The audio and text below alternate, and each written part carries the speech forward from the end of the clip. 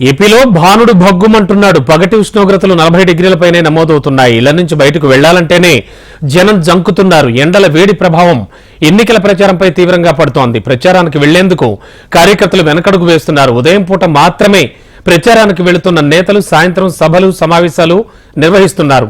ఇప్పుడే ఎండలు ఇలా ఉంటే పోలింగ్ నాటికి పరిస్థితి ఎలా ఉంటుందో అని నేతలంతా భయపడుతున్నారు. ఎండలు ఇలాగే సాగితే పోలింగ్ పర్సంటేజ్ తగ్గిపోయే అభ్యర్థుల గెలుపు ఓటములపై ప్రభావం చూపడం ఖాయం. ఇప్పటికే జరిగిన మొదటి విడత పోలింగ్ తగ్గడంపై నేతలంతా ఆందోళన వ్యక్తం చేస్తున్నారు.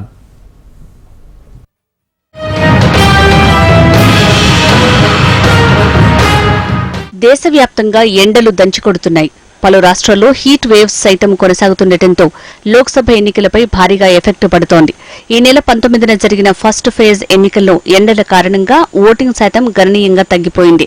7 విడతల్లో ఎన్నికలు జరగనుండగా తొలి విడతలోనే ఓటింగ్ శాతం తగ్గడం అభ్యర్థులను ఆయా పార్టీలను ఎన్నికల సంఘాన్ని కలవరానికి గురిచేస్తోంది. తొలి విడతలో 21 రాష్ట్రాలతో పాటు కేంద్రపాలిత ప్రాంతాల్లోని 102 లోక్సభ స్థానాలకు పోలింగ్ జరిగింది. అయితే 2019 ఎన్నికల్లోనూ ఫస్ట్ ఫేజ్ లో ఇవే నియోజకవర్గాలకు జరిగిన ఎన్నికల్లో 69.9% పోలింగ్ నమోదు కాగా ఈసారి 65.5% మాత్రమే పోలింగ్ నమోదైంది. ఓటింగ్ తగ్గడానికి పలు కారణాలు చెప్తున్నప్పటికీ ప్రధాన కారణం మాత్రం ఎండలు దంచికొట్టడమే అని రాజకీయ విశ్లేషకుల అంచనా.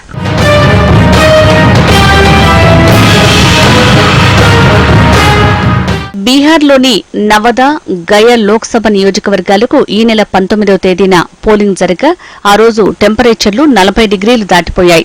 ఫలితంగా గతంతో పోలిస్తే ఓటింగ్ శాతం తగ్గిపోయింది. 2019లో ఏప్రిల్ 11న నవదాలో 35 డిగ్రీల గరిష్ట ఉష్ణోగ్రత నమోదు కాగా అప్పుడు ఓటింగ్ శాతం 52.5కు పరిమితమైంది. ఈ నెల 19న గరిష్ట ఉష్ణోగ్రత 42 డిగ్రీలు నమోదు కాగా పోలింగ్ 41.5%కి తగ్గిపోయింది.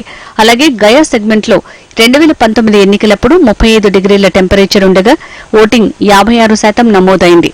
ఈసారి ఇక్కడ టెంపరేచర్ 42 డిగ్రీలకు పెరిగింది. దీంతో ఓటింగ్ 52%కి పడిపోయింది.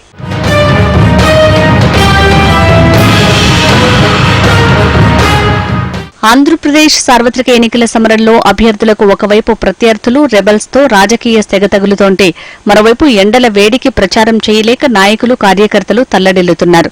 మామూలుగా అయితే సార్వత్రిక ఎన్నికల ప్రక్రియ ఏప్రిల్ 2వ వారంలో ముగుస్తుంది.